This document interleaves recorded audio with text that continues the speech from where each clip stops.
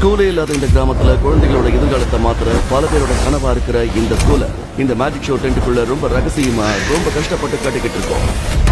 ஆனா இந்த விஷயம் வெளியில யாருக்கும் தெரியாது. மேஜிக் ஷோ ஆரம்பிக்க இன்னும் சில நிமிடங்கள் தான் இருக்கு. இங்க வந்திருக்கிற பழங்குடி குழந்தைகள் எல்லாருக்கும் மொபைல இருந்து பணம் கிடைக்குது. உண்மையிலேயே என்ன நடந்திருக்குன்னு தெரிஞ்சுக்க நம்ம காலத்துல கொஞ்சம் பின்னோக்கி போக வேண்டியிருக்கு.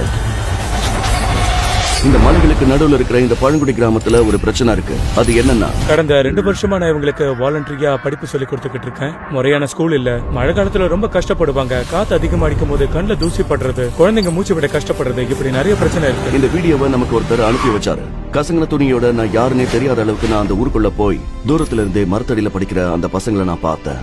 ஒரு பக்கம் ஸ்கூலை பத்தின விவரங்களை நம்ம ஸ்டாஃப் சேகரிக்கிற அந்த நேரத்துல, மறுபக்கம் இந்த கிராமம், இங்க இருக்கிற குழந்தைகளோட ஆரோக்கியம், இத பத்தி எல்லாம் தெரிஞ்சுக்க நான் ஆரம்பிச்சேன். இப்படி இருக்கும்போது நம்ம கதையை திசை திருப்புற விதமா இந்த முயற்சியில நான் ஒரு விஷயத்தை கவனிச்சேன். என் கையெல்லாம் புண்ணாயிடுச்சு. அவர் கையெல்லாம் சின்ன சின்ன கொப்பளமா வந்திருந்தது. இங்க குழந்தைங்களோட படிப்போட அவங்க ஆரோக்கியமும் முக்கியங்கிறதுனால இதே பிரச்சனை வேற யாருக்காவது இருக்கான்னு தெரிஞ்சுக்க நான் முயற்சி பண்ணேன். இதே பிரச்சனையில அங்க ஒருத்தர் இருக்காரு. நாங்க சார் சொல்றது, திடீர்னு உடம்பு முடியாம போயிடும், ஜுரம் வந்தா சாப்பிட முடியாது, சொட்டு தண்ணி கூட குடிக்க முடியாது. எப்படி இருக்கு? முந்தா நாள்ல இருந்து.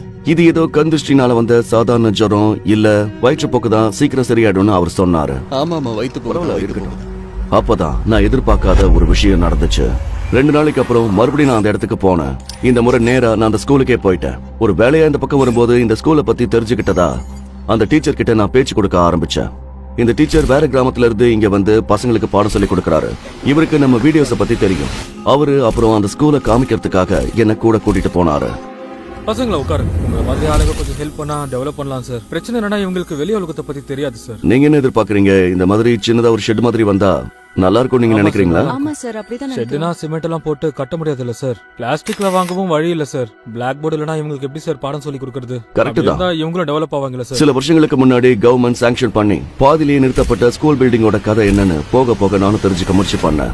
நான் அப்படி பேசிட்டு இருக்கிற சமயத்துல சடனா ஒரு ஆள் வந்து என்கிட்ட பேச முயற்சி பண்ணாரு. சரி, நம்ம ஆளுங்களுக்கு இங்க என்னென்ன பிரச்சனை இருக்கு? பிரச்சனை 1 2 இப்படி நான் பேசிக்கிட்டு இருக்கும் போதே உடம்பு சரியில்லாதவங்க யாராவது இங்க இருக்காங்களா? அன்னைக்கு இங்க ஒருத்தர் படுத்துக்கிட்டு இருந்தாருல, அவரு செத்து போயிட்டாரு. அவரு இறந்து போயிட்டாரு. ஆமாங்க. ஆமா சார். என்னங்க சொல்றீங்க? சண்டே இறந்துட்டாங்கன்னு சொன்னாங்க. அதோ அந்த மரம் இருக்குல்ல, அது கீழே தான் செத்து போனாரு. இந்த விஷயத்த நான் கொஞ்சம் கூட எதிர்பார்க்கல. 2 நாளைக்கு முன்னாடி ஜுரம் வயிற்று போக்குன்னு சொல்லிட்டு இருந்த அந்த ஆளு இன்னைக்கு நம்ம கூட இல்லன்னு சொல்லிட்டு இருக்காங்க. இல்ல சார், யாரோ ஏதோ செய்வன மாதிரி பண்ணிட்டாங்க, அதான் இறந்துட்டாங்கன்னு சொல்லிட்டு இருக்காங்க சார். அவரு சாவார்னு நினைச்சு கூட பார்க்கல, அதனாலதான் குழிய கூட ஆழமா தோண்டல, அதனாலதான் திரும்பவும் தோண்டினாங்க. உண்மையிலே அவருக்கு என்னதான் நடந்துச்சுன்னு தெரிஞ்சுக்கிறதுக்காக அந்த குடும்பத்தை போய் நான் சந்திச்சேன். அவரு